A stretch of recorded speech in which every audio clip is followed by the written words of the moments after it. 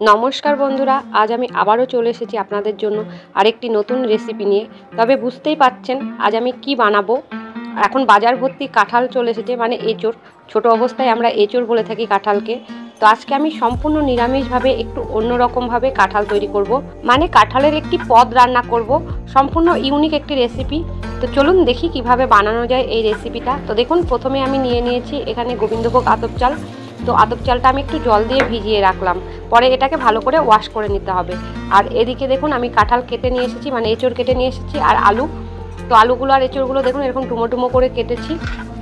তো এগুলোকে আমায় সেদ্ধ করতে হবে। তো এদিকে আমি গ্যাসের ওপরে জল বসিয়ে দিয়েছি।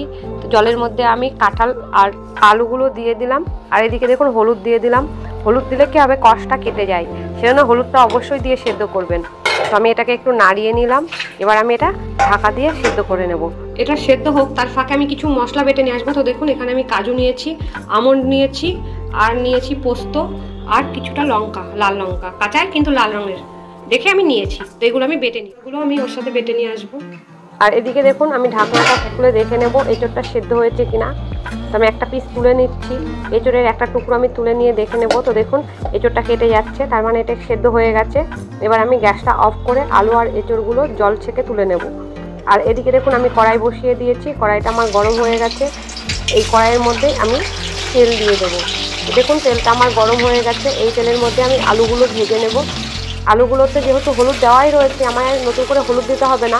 এখানে সামান্য একটু লবণ দিয়ে আমি আলুটা ভেজে নিচ্ছি। তো দেখুন আমার আলুটা ভাজা হয়ে গেছে, এবার আমি আলুটা তুলে নেব। দেখুন এখানে কিন্তু আমি কিশমিশগুলো বাটিনি, কিশমিশগুলো আমি গোটাই ব্যবহার করব, ওই জন্য গোটাই রেখে দিয়েছি। তো আলুগুলো আমার সব তোলা হয়ে গেছে। এবার আমি এই তেলেই দিয়ে দেবো এঁচোড়গুলো, একটু নাড়িয়ে নেব। এবার আমি এর মধ্যে দিয়ে দেবো নুন। তো নুনটা দিয়ে আমি একটু নাড়িয়ে নেব। দেখুন এঁচোড়গুলো আমার ভাজা হয়ে গেছে, এবার আমি এঁচোড়গুলোকে তুলে নেব। এবার আমি এই তেলের মধ্যে দিয়ে দেবো ঘি। তো ঘিটা আমার গরম হয়ে গেছে, এবার আমি এর মধ্যে দিয়ে দেবো তেজপাতা, শুকনো লঙ্কা, আর দেখুন এখানে আমি নিয়ে এসেছি দুটো লবঙ্গ, দুটো এলাচ আর দারচিনি। এগুলো আমি তেলের উপরে দিয়ে একটু নাড়িয়ে নিলাম। আর এখানে দেখুন আমি দিয়ে দিচ্ছি একটু জিরে ফোড়ন, জিরেটা দিয়েও আমি একটু নাড়িয়ে নিলাম।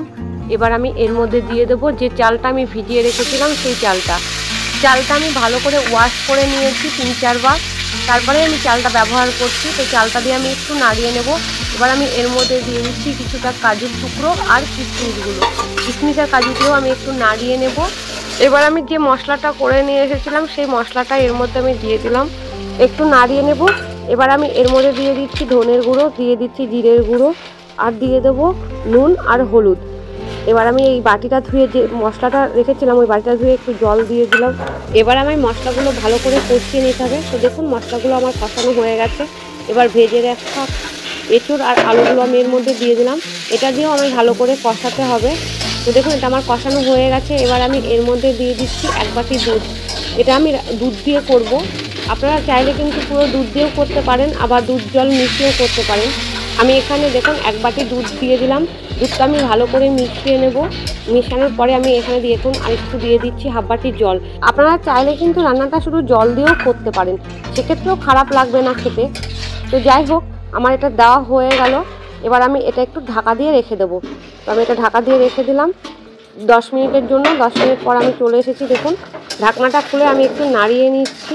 দেখুন গ্রেভিটা আমার পুরোটাই প্রায় টেনে নিয়েছে। এবার আমি এর মধ্যে দিয়ে দিচ্ছি চিনি। যেহেতু এটা পুরোটাই নিরামিষ রান্না, চিনিটা একটু বেশি মাত্রায় লাগবে। তো এবার আমি ভালো করে নাড়িয়ে নিচ্ছি, চিনিটা যতক্ষণ মেল্ট না হচ্ছে। এই রান্নাটা কিন্তু একটু শুকনো শুকনোই হবে, আপনারা চাইলে গ্রেভি রাখতেই পারেন, আমি খুব বেশি গ্রেভি রাখবো না। তো রান্নাটা আমার অলমোস্ট ডান। এবার আমি দিয়ে দিচ্ছি এর মধ্যে গরম মশলার গুঁড়ো, আর দিয়ে দিচ্ছি সামান্য পরিমাণ ঘি।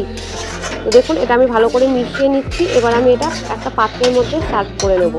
নিরামিষভাবে এঁচোড়ের এই পদটি কিন্তু সত্যিই খুব ভালো লাগে।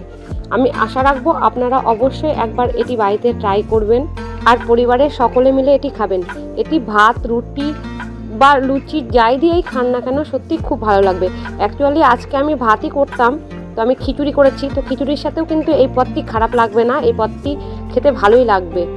তো যাই হোক ভিডিওটা এতক্ষণ দেখার জন্য অনেক ধন্যবাদ। ভিডিওটাকে অনেক অনেক করে লাইক করুন, শেয়ার করুন, আর এই চ্যানেলটিকে সাবস্ক্রাইব করে রাখুন, যাতে আগামী ভিডিওগুলো আপনারা খুব সহজে আর তাড়াতাড়ি পেয়ে যান। তবে আরেকটা কথা, আপনারা যদি ভাবেন যে এটা পেঁয়াজ রসুন দিয়ে করবেন তাহলেও করতে পারেন, কোনো অসুবিধা নেই। পেঁয়াজ রসুনগুলোকে মশলার সাথে কষিয়ে নেবেন, তাহলেই হবে। আর আমাকে কমেন্ট করতে ভুলবেন না এটি কেমন হয়েছে। ধন্যবাদ।